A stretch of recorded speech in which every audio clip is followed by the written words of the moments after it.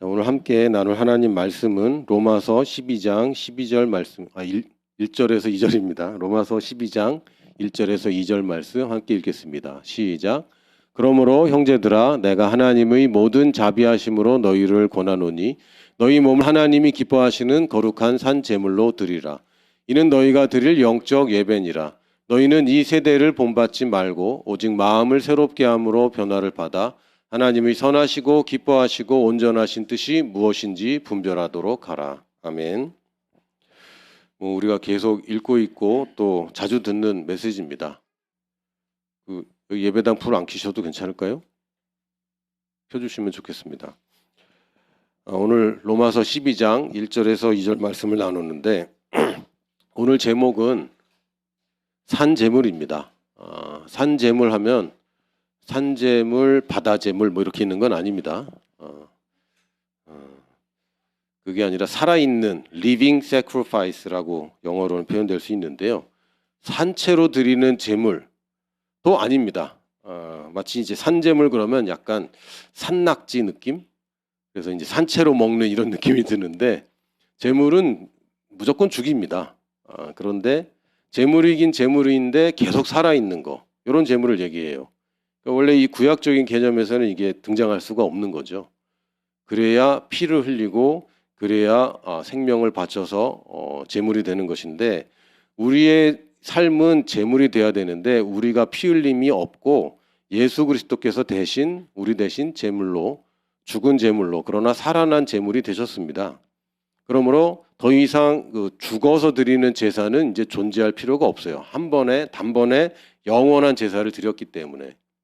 그러나 우리에게 요구하시는 것은 우리 몸을 하나님이 기뻐하시고 거룩한 산 제물로 드리라고 했습니다. 살아있는 제물, 내 삶을, 내 목숨을 바치란 얘기가 아니라 내 삶을 통해서 제물로 드려지는 삶을 살아야 되는데 지금 목숨 얘기하는 게 아니기 때문에 내가 드릴 수 있는 제물은 사실상 쉽게 떠오르는 것은 뭐 돈이죠. 그러나 돈만 있는 것이 아니라 우리에게 시간이 있고 또한 재능이 있습니다. 시간과 재물과 재능 이거를 영어로 다 T로 시작하기 때문에 3T라고 부릅니다. 원래 3T인데 3 발음이 좀 어렵잖아요. 그래서 그냥 3T라고 저는 하겠습니다. 이 세 가지 T가 있는데 이 세 가지 T의 특징은 뭐냐면 여러분이 다 가지고 있는 겁니다. 많든 적든 많이 썼든 앞으로 많이 남았든 상관없이 이 세 가지 T는 누구나 다 가지고 있고 사실은 이 땅에 태어날 때 부여받고 태어나는 것입니다. 그런데 소유권은 없어요. 우리가 이것을 소유할 수는 없습니다. 단지 사용할 수 있을 뿐입니다. 여기에 관해서 좀 더 알고 싶으신 분은 불의의 제물로 친구를 사귀라라는 그 불후의 띵작을 여러분이 노란 책, 약간 삐라 같은 책이 있습니다.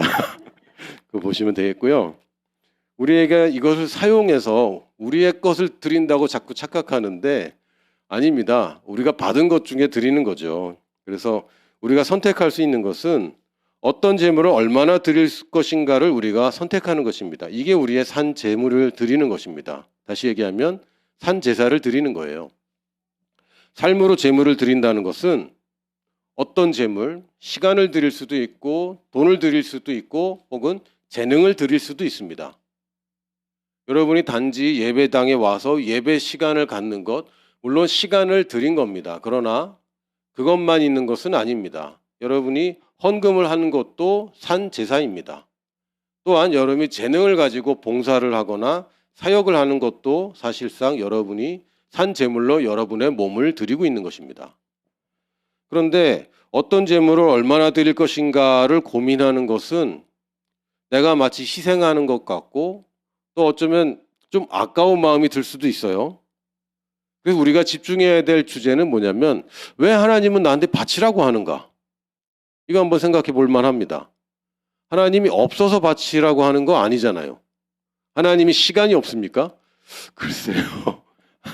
우리는 맨날 빨리빨리 합니다. 왜? 시간이 없다고 생각하기 때문에. 아깝다고 생각하기 때문에. 그러나 하나님은 시간의 주관자시고 시간을 창조하신 분이고 어제나 오늘이나 영원토록 계속 계신 분이기 때문에 하나님께 내 시간 드린다고 하나님 시간 받아서 내 시간이 늘었다 이럴 분도 아니고 내 돈이 필요한 분도 아닙니다. 그리고 내 재능이라고 해봤자 글쎄 하나님께 드려서 하나님한테 뭐 이렇게 이득이 되는가. 사실 우리가 재물을 드려봤자 하나님께 이득될 거는 없습니다. 조금도 없습니다. 그 재물로는 하나님을 기쁘게 할 방법이 없어요. 단지 하나님께서 원하시는 것은 바른 위치와 바른 관계를 다시 갖는 것입니다. 이것을 우리는 예배라고 부릅니다. 하나님이 누구신가? 그래서 내가 누구지? 하나님이 나한테 뭘 주셨지? 그래서 내가 지금 뭘 가지고 있지? 하나님은 이 땅에 뭘 원하시지? 그래서 나도 이걸 원해. 이게 진정한 예배입니다. 단지 우리가 하나님을 높인다고 해서 높아지는 분도 아니고 내가 뭔가 드린다고 하나님 받으실 분도 아니고 내가 뭘 한다고 해서 하나님 뜻에 뭐 조금 이렇게 도움이 될 것이다라고 생각하는 것 자체가 잘못 생각하는 거죠. 우리 겸손하게 하나님께 뭘 드려서 하나님의 이득되는 것이 아니라 일단 예배라고 한다면 바른 위치로 들어간다라고 우리는 인식해야 됩니다. 예배는 내가 감동으로, 당연히 감동이 따라옵니다. 하나님이 내게 무엇을 하셨는지, 그래서 내가 무엇을 가졌는지를 제대로 알면 감동이 없을 수가 없죠. 어떻게 감동 안 할 수가 있습니까? 독생자를 주셨는데 그 고귀한 피를 나 같은 사람을 위해서 흘리셨는데 어떻게 감동이 안 될 수 있어요? 왜 감동이 안 됩니까? 잘 몰라서, 인식하지 않아서, 잊어버려서, 망각해서 또는 무관심해서 감동 없는 예배가 계속 반복될 수도 있습니다. 하나님을 바라보는 것이지 다른 사람을 바라보는 것 아니고 하나님이 누구신가에 집중하는 것이지 내 지금 상황과 문제가 무엇인가에 집중하는 것이 아닙니다. 예배는 그런 것입니다. 다시 말씀드리면 우리가 하나님께 바치는 것은 내가 받은 것의 일부를 드리는 것입니다. 전부를 드릴 수가 없습니다. 전부를 드리고 싶다면 태어나자마자 바로 죽어야죠. 전부를 드리려면. 전부 못 드립니다. 여러분 자는 시간도 못 드려요. 못 드립니다. 시간도 전부 못 드리고 돈도 전부 못 드리고 지금 내 소유로 지금 내가 가지고 있는 것은 드릴 수 있겠죠. 그러나 계속 드릴 수 있습니까? 그럴 수 없어요.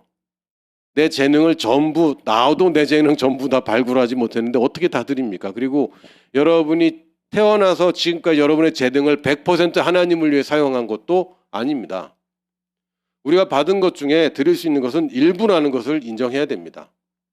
그리고 더 중요한 것은 축복과 능력이 경로를 따라서 흐른다는 것을 우리가 알아야 됩니다. 제가 라오스에서 살 때 굉장히 많은 것을 체험했고 배웠습니다. 제 인생에서 그때가 아마 가장 진짜로 체험하고 배울 수 있는 그런 나이였을지도 모르겠습니다. 그리고 또 그렇게 다른 환경에서 또 내가 온전히 다 책임져야 될 그런 상황 가운데 제가 한국에 있으면 경험할 필요가 없는 것들은 많이 경험했죠. 그 중에 하나가 뭐냐면요. 저희 집은 아니고 제 사랑하는 동생, 친동생 아니고 라오스에서 만난 동생네 집이 이사를 했는데 물이 계속 차는 거예요. 물이. 다른 데는 다 괜찮은데 걔네 집만 물이 차요. 그래서 제가 찾아보고 알아본 결과 그 지하에 수맥이라는 게 있더라고요. 그러니까 물이 흐르는 길이 따로 있습니다. 하필이면 그 집이 그 위에 있는 바람에 옆집은 괜찮고 그 옆집도 괜찮지만 이 집만 비만 오면 물이 이제 스며 나오는 거예요. 바닥에서. 왜요? 물은 경로가 있습니다. 그냥 아무 데도 그냥 직선으로 흐르는 거 아니잖아요. 여러분 아시죠? 강물이 직선으로 흐르는 강은 그렇게 많지 않습니다. 경로를 따라 흐릅니다. 경로가 아닌 곳에 아무리 기다려도 물이 흐르지 않습니다. 비가 아무리 많이 와도 물이 흐르는 길은 이미 있습니다. 그 경로를 우리가 알아야 되는데 경로는 가장 중요한 경로는 뭐냐면 위에서 아래로 흐르는 거죠. 물이 밑에서 위로 흐르는 법이 없습니다. 인공적으로 할 수 있겠지만 물은 위에서 아래로 그 경로를 따라 흐릅니다. 누가복음 7장 8절에 보면 백부장의 고백이 있습니다. 이 사람이 아주 중요한 얘기를 했습니다. 뭐라고 그랬냐면 나도 남의 수하에 든 사람이요. 나도 누군가의 권세 아래에 있고 내 아래에도 병사가 있으니 또 내 아래에 나의 권세를 부릴 사람이 있다. 자기 위치를 정확하게 알았습니다. 이더러 가라 하면 가고 저더러 오라 하면 오고 내 정도로 이것을 하라 하면 하나이다. 그러니까 예수님 오지 말고 그냥 말씀만 하세요. 근데 예수님이 이 온 유대 땅에 이런 믿음을 본 적이 없다라고 말씀하셨습니다. 유대인도 아니고 바리새인도 아니고 제자도 아니고 이방인, 로마 사람, 그것도 우리로 치면 친일파 아닙니까? 뭐라 그러죠? 그 일제의 앞잡이 뭐 이런 역할인데 이 사람이 정확하게 알고 있는 것을 칭찬하셨습니다. 누군가의 권세 아래에 있고 내 밑에 또 내가 권세를 사용할 수 있는 내가 다스리는 세상이 있습니다. 그런데 내가 다스리는 것에만 자꾸 집중을 하고 내가 섬겨야 되고 내가 누군가의 권세 아래에 있다는 것을 망각하면 경로가 흐트러집니다. 축복과 능력은 경로를 따라옵니다. 하나님 어느 정도 이 권위를 중요하게 생각하시냐면 세상에 있는 권위들도 하나님이 다 허락하니까 있는 것이지 절대로 권위에 도전하지 말아라. 그것은 우리 대통령을 위해서 하는 말씀도 아니고 우리 지도자를 위해서 하는 말씀도 아니라 나를 위해서 하는 말씀입니다. 왜요? 내가 반대하고 그 사람을 인정하지 않고 그 권위를 인정하지 않으면 그 사람한테 문제 생기는 게 아닙니다. 나한테 문제가 생기죠. 하나님의 말씀은 지금 듣고 있는 나를 위해서 하시는 조언이고 나를 위한 축복이지 그 사람 잘 되라고 그 사람을 축복하라는 얘기가 아닙니다. 왜요? 권세와 능력, 축복은 경로를 따라 흐르는데 이 경로를 인정하지 않으면 우리는 그 아래에서 그가 주시는 모든 축복을 누릴 수 없게 됩니다. 아주 간단한 얘기입니다.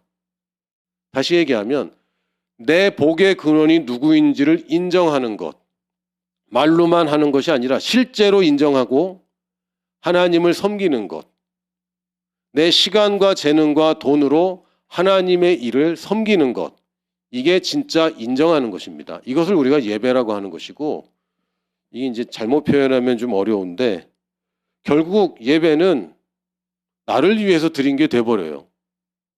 물론 나를 위해서 예배 오는 건 아닙니다. 물론 그런 것도 있지만 은혜 받아야지. 내가 집에 있고 예배를 빠지면 내가 일주일 힘들더라. 가야 되겠어.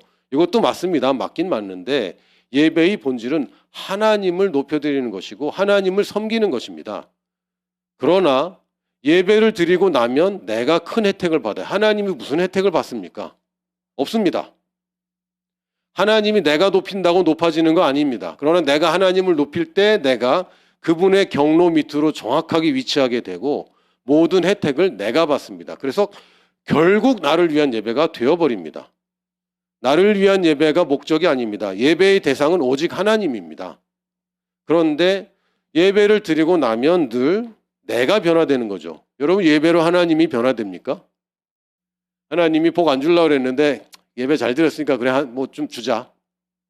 세뱃돈 안 주려고 그랬는데 이번엔 그냥 넘어가려고 그랬는데 동영상으로 절하는 걸 찍어 보냈으니 세뱃돈 보내주자. 이런 게 아닙니다. 하나님은 원래 주고 싶어 해요. 그러나 내가 그 위치에 가지 않으면 받지 못합니다. 이 예배의 자리로 내가 온전하게 나아갈 때 결국 수혜자는 하나님이 아니라 내가 됩니다. 그냥 내가 시간을 들여서 예배에 참석하는 수준이 아니라 내 시간과 재물과 재능을 들여서 하나님을 섬길 때에 결국 수혜자는 내가 됩니다. 이거를 그러면 그럼 동기를 바로 해라. 하나님만 섬기도록 예배를 드려라. 그런데 결국은 내가 수혜자라는 걸 알아야 되는 거예요. 이게 두 가지 상충하는 것 같습니다. 사도 바울도 주님을 섬긴다고만 했는데 한편으로는 또 내가 저 위에서 하나님이 날 부르신 그 상을 위해서 달려간다고 그랬습니다. 그러니까 사도 바울의 목적은 하나님입니까? 아니면 자기가 받을 상입니까?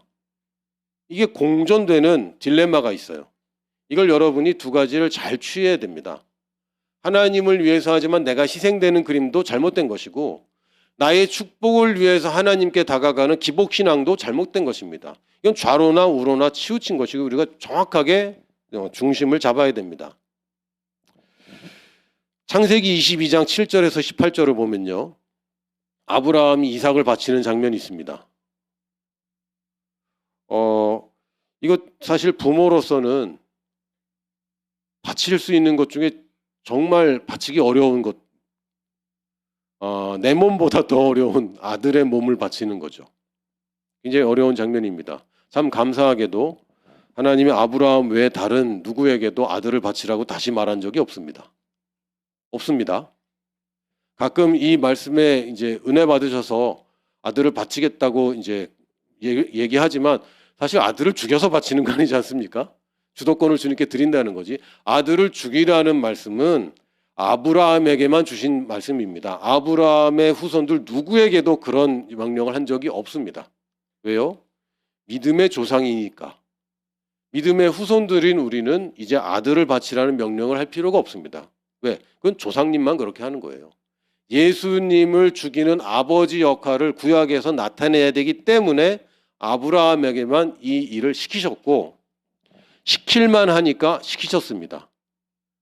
여러분 혹시 나 순교가 두려워하는 자 결코 순교의 영광을 얻지 못한다. 조슈아 복음 아니고요. 죄송합니다. 성경에 그렇게 표현되어 있지는 않지만 하나님이 그릇도 안 되는데 그런 거 부어서 그릇까지 깨지게 하지 않습니다. 꺼져가는 등불 끄지 않는 분입니다. 꺼져가는 등불인데 바람 앞에 둬서 꺼트리게 하고, 상한 갈 때 있는데 그거 바람 센데 불어서 갖고 그것마저 꺾이게 하고, 그런 분은 아닙니다. 약한 자는 하나님 보호하십니다. 결단코 보호하십니다. 그러니까 걱정하지 마세요. 걱정하지 마세요. 걱정 안 하는 사람이 순교하게 되는 겁니다. 할렐루야. 이삭을 바치라고 명령하셨는데 이 아브라함이 이상한 얘기를 합니다. 이삭이 물어보죠. 아브라함에게, 아버지 얘기해라. 그랬더니 7절 마지막에 이삭이 이르되 불과 나무는 있거니와 번제할 어린 양은 어디 있나이까. 얘가 좀 똑똑해요. 아들이 그냥 단순하고 순진한 애가 아니라 얘가 눈치가 좀 있는 애네. 물어보는 거죠. 아빠, 원래 제사 지낼 때 보통 양도 데려가서 이렇게 제사를 지내는데 제물은 어디 있어? 이렇게 얘기하는 거죠. 그냥 아브라함이 아주 이상한 얘기를 합니다. 번제할 어린 양은 하나님이 자기를 위하여 친히 준비하시리라. 이게 둘 중에 하나인데, 아브라함이 어떻게 될지 알고 말해서 그렇게 된 거를 말한 건지, 아니면 아브라함이 저렇게 말해서 저렇게 된 건지는 모르겠는데요. 사람한테는 그게 아리송합니다. 내가 하나님의 말씀 레마를 이렇게 얘기했기 때문에 이런 미래가 된 건지, 아니면 그런 미래가 올 것이기 때문에 하나님이 레마를 주신 건지, 우리는 아리송합니다. 왜? 시간에 우리는 종속되어 있기 때문에. 그러나 하나님께는 이 두 가지가 같은 얘기입니다. 다르지 않습니다. 신기하죠. 이게 하나님의 놀라우신 부분이에요. 아브라함이 이렇게 얘기합니다. 어린 양은 하나님이 하나님을 위해서 친히 준비하신다. 무슨 얘기입니까? 하나님이 줘놓고 그거 뺏어가지 않으신다는 얘기입니다. 하나님이 요구하시는 것은 하나님이 준비한 것을 너에게 맡겨서 그것을 요구하시는 것이지, 하나님이 나에게 주시고 나에게 약속하신 유산들까지 내놓으라고 얘기하시는 분이 아닙니다. 그래서 갔습니다. 그래서 이삭을 결박하여 제단 나무 위에 놓고 손을 내밀어 칼을 잡고 아들을 잡으려고 하니까 여호와의 사자가 아브라함아 아브라함아 불렀고 저 여기 있습니다 라고 멈췄습니다. 사자가 이르되 손대지 말아라. 아무 일도 하지 말아라. 내가 네 아들 네 독자까지도 내게 아끼지 아니하였으니. 중요한 부분입니다. 아브라함이 울면서 하나님 나한테 이럴 수 있습니까? 원망한 적도 없고, 하나님 이거 좀 너무한 거 아닙니까? 또는 합리화하거나 변명하거나 빠져나갈 생각하지 않고 아끼지 아니하였으니. 비결이 뭡니까? 아브라함이 아끼지 않았습니다. 내가 이제야 알고 있었죠. 그러나 진짜는 언제입니까? 진짜 드릴 때 이게 진짜입니다. 말로 헌신하는 헌신이 진짜가 아니라 진짜로 내 손을 떠나서 내가 그 손을 놓아야 진짜입니다. 그래서 여호와 하나님께서 이제야 내가 하나님을 경외하는 줄 아노라. 이제 이 시험을 통과했습니다.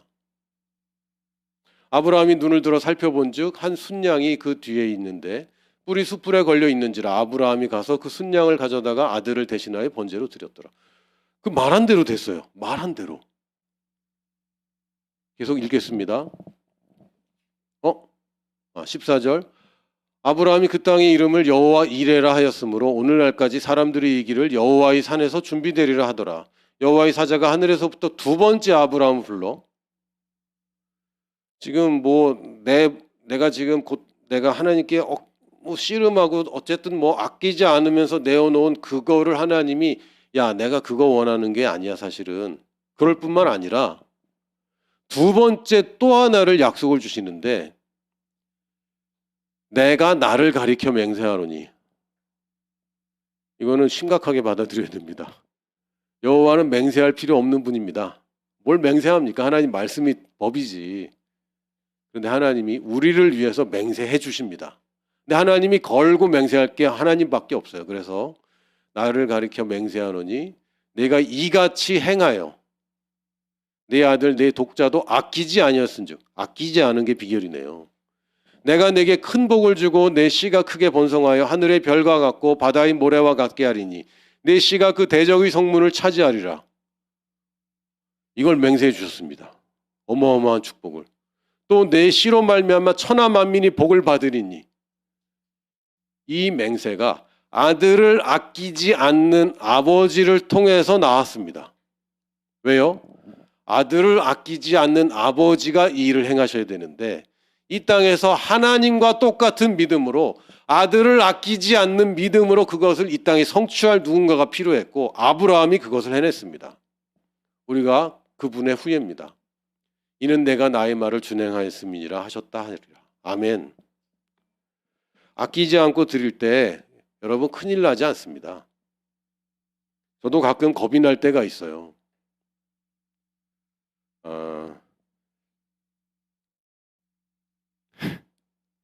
겁이 날 때가 좀 있어요. 언제냐면 가끔 집사람이 헌금을 과도하게 할 때, 작정할 때 겁이 날 때가 있습니다. 또 그 세상 물정 모르는 우리 집에 어떤 넷 중에 한 명이 자기 전 재산을 헌금하려고 할 때 말리고 싶을 때가 있습니다. 그런데 잘못될 수가 없습니다. 바로 심는다면, 믿음으로 심는다면 우리는 믿음으로 심는 것입니다. 그래서 동기를 바로 해야 되는 것과 그럼에도 불구하고 하나님의 약속을 우리가 기대하는 것과 이 사이에서 우리가 자꾸 헷갈리는데 개념은 정확하게 믿음으로 심는 것입니다. 믿음으로 심으면 더 많이 나는데 더 많이 난 것을 내가 다 먹지 않습니다. 심는 자에게 먹을 양식과 심을 씨를 주시는데 심을 씨를 더 주신다고 하셨습니다. 우리 먹는 양식은 그겁니다.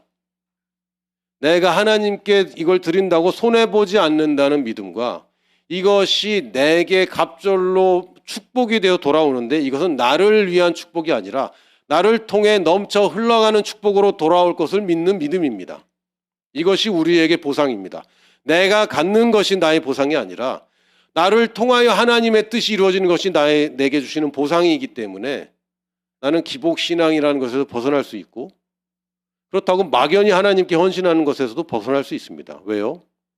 나를 통해서 흘러가는 이 축복은 나도 먹을 것이 있기 때문에. 여러분 큰 그림으로 보면요. 이것이 두 가지가 상충되지 않습니다. 이것은 충돌되는 개념이 아니라 하나로 합쳐지는 개념입니다. 돈 심는데 돈 난다. 이런 식으로 생각하지 마세요. 누가 헌금했더니 하나님이 큰 축복을 주셨더라. 거기에 현혹되지 마십시오. 현혹되지 마십시오. 하나님이 우리에게 주시는 것은 먹을 양식을 더하여 주면 대사증후군이 옵니다. 명절 때 어떻게 하셨는지 모르겠지만 좋은 거 아닙니다. 나를 통해 흘러가는 것이 늘어납니다. 이게 내가 추구하는 축복입니다. 내가 갖는 축복이 아니라 나를 통해 더 많은 것이 흘러가도록 내가 더 큰 그릇이 되고 더 넓은 통로가 되는 것, 이게 내가 기대하는 것입니다. 그러기 위해서 하나님께 나오면 내가 준비됩니다. 아브라함이 준비되었을 때 더 큰 것을 드리고 더 큰 축복을 받았고 결국엔 그 축복의 결정체가 뭡니까? 모든 민족이 축복받는 것입니다. 아브라함을 통해서. 이게 우리가 바라보는 목적입니다. 그래서 삶을 드리는 산 제물은 또한 그 제물로 인해서 사는 그 제물입니다. 내가 내 사는 것으로 주님께 제사를 지낼 뿐만 아니라 내가 드린 이 제물 때문에 내가 삽니다. 드려야 삽니다. 내가 다른 것으로 내 재능이나 시간이나 물질로 사는 것이 아니라 내가 드린 것의 결과 그 축복으로 내가 삽니다. Living sacrifice는 살아있는 제물일 뿐만 아니라 사는 제물입니다. 그 제물로 내가 사는 걸 얘기해요. 나의 삶의 수단입니다. 내가 내 가진 것으로만 자꾸 그것에 집중할 때 돈으로 시간을 살 수 있어요. 돈과 시간으로 재능을 살 수 있습니다. 재능을 늘릴 수 있습니다. 시간과 재능으로 돈을 벌게 됩니다. 재능과 돈으로 시간도 다른 사람의 시간을 세이브할 수 있습니다. 이 거꾸로 돌아가고 이렇게도 돌아가고 이 순환되고 서로 교환되는 개념을 갖고 있습니다. 그러나 이것이 밖으로 나가질 않아요. 여기서만 계속 맴돌다가 결국은 소진되고 두고 갑니다. 이게 비참한 인생이죠. 시간도 중요하고 재능도 중요하고 돈도 중요한데 이 안에서만 맴돌면 이 한계를 벗어나지 못합니다. 그러나 내가 가지고 있는 세 가지 T가 주님께 드려질 때에 이 주님을 통해서 가정의 축복이 오고 교회의 축복이 오고 선교지의 축복이 오고 여러분의 사업의 축복이 오고 제가 이 사업이라고 썼는데 처음에는 직장이라고 썼다가 사업으로 바꿨습니다. 아 그렇지 직장도 다 개인 사업자다. 1인 사업자 아니냐. 내 비즈니스지. 사업에 여러분의 학업에 여러분 공부도 여러분 지금 비즈니스 하는 겁니다. 여러분 배워야지 여러분이 일을 할 수 있고 여러분이 쓸모 있게 되니까요. 내 사업을 통해서 또 내 이웃을 축복하는 것으로 흘러가게 하면요. 결국 이것이 주님께서 원하시는 선하고 기뻐하시고 온전한 뜻까지 되게 됩니다. 여러분이 단지 여러분의 인생만 아름답게 꾸미는 것을 벗어나서 여기만 있으면 하나님의 선한 뜻 가운데 그냥 머물다가 그냥 이 세상을 마감하게 됩니다. 그게 나의 가지고 있는 내가 주님으로부터 받은 일부를 어떻게 하면 주님께 더 드릴 수 있을 것인가 이걸 우리가 고민해야 되는 것이고 그럴 때 드디어 나만을 위한 축복이 아니라 나를 통해 흘러가는 축복이 되게 됩니다. 결국 우리가 주님께 드린다고 하지만 사실은 나를 통해 우리 가정에게 교회에 선교지에 사업에 이웃에게 드려지는 것입니다. 여러분의 시간이 여기에 쓰여지는 것이고 여러분의 재능과 여러분의 돈이 이런 분야에 쓰여지게 됩니다. 근데 목적은 뭐라고요? 주님을 위해서. 내 뜻이 아니라 주님의 뜻을 위해서 이것이 쓰여질 때 이것이 우리가 원하는 온전한 제물이 되는 것이고 이것이 우리가 산 제물일 뿐만 아니라 내가 이 제물 때문에 사는 제물이 됩니다. 이 제물로 드려질 때 내가 온전히 살게 돼요. 우리가 온전한 하나님의 계획을 잃어버린다면 그건 사는 게 아닙니다. 그냥 죽어가는 거죠. 하루 늙어가는 것이고 하루 나이를 더 먹는 것이고 하루 죽어가는 것입니다. 온전한 뜻을 위해서는 여러분이 이것을 드려야 됩니다. 여러분이 진짜 예배를 위해서 매일 시간과 장소를 구별하지 않으면서 여러분의 최고의 부르심을 깨달을 수 있다고 생각하십니까? 안 됩니다. 그 정도로 여러분이 중요하게 생각하지 않는다면 더 중요한 것을 하나님이 가르쳐 줄 수가 없습니다. 작은 것에 충성되지 않는 자에게 큰 것을 맡길 수 없습니다. 하루에 한 30분을 여러분이 하나님께 의지하지 못한다면 하나님이 더 그 많은 영혼들을 우리에게 의지할 수 없습니다. 남의 것에 충성되지 않는다면 하나님이 내 것을 일으킬 수가 없습니다. 내 일에 자꾸 신경 쓰면 흘러가지 않고 이것이 멈춰집니다. 멈춰지고 썩어갑니다. 우리의 인생은 썩어가서는 안 됩니다. 우리의 인생은 살리는 인생입니다. 아담은 산 영이었지만 예수님은 살리는 영이었습니다. 우리는 더 이상 아담의 후예가 아닙니다. 예수 그리스도의 후예입니다. 우리는 살리는 영이고 살리는 일에 부르심을 받았습니다. 이것이 우리의 인생입니다. 산 재물이 아니라 사는 재물이고 살리는 재물입니다. 우리가 드려진 우리에게서 나온 재물들은 살리는 곳에 쓰여져야 되는 것이고, 그러기 위해서 우리는 지금 내가 드릴 수 있는 시간과 재능과 재물을 어디에 어떻게 드릴까를 우리는 고민해야 됩니다. 할렐루야. 시장 구매 새롭게 시작하시기 바랍니다. 명절 때문에 흐트러져요. 그렇습니다. 우리 이 패턴이 또 어그러질 수도 있고 또 살짝 방심할 수도 있습니다. 그러나 괜찮습니다. 작심삼일을 이기는 방법은 작심삼일하는 겁니다. 3일마다 작심하는 거죠. 작심삼일을 이기려면 3일 작심하면 돼요. 또 우리가 새롭게 하는 것입니다. 마음을 새롭게 함으로 이 세대를 본받지 말고 내 옛날 습관을 본받지 말고 또다시 마음을 새롭게 함으로 우리가 새롭게 시작할 수 있습니다. 우리 잠깐 반주해 주시고 우리 잠깐 기도하는 시간을 가지려고 합니다. 지금 이 시간에는 여러분이 영으로 기도하시고 또 여러분 마음에 우러나오는 말씀이 있다면 말씀을 고백하시면 됩니다. 하나님이 주시는 감동이 있다면 감동을 고백하면 되고, 여러분이 결단하시면 됩니다. 이 감정적인 결단이 아니라 오늘 들은 말씀을 따라 하나님, 내가 이 정도는 드리겠습니다. 하나님, 내가 받은 것을 내가 다시 보니까 내가 이걸 드려야 되겠습니다. 하나님이 다 이해하십니다. 여러분이 드리겠다고 하고 못 드리는 건 하나님 다 알고 계십니다. 하나님이 기대하는 것이 있습니다.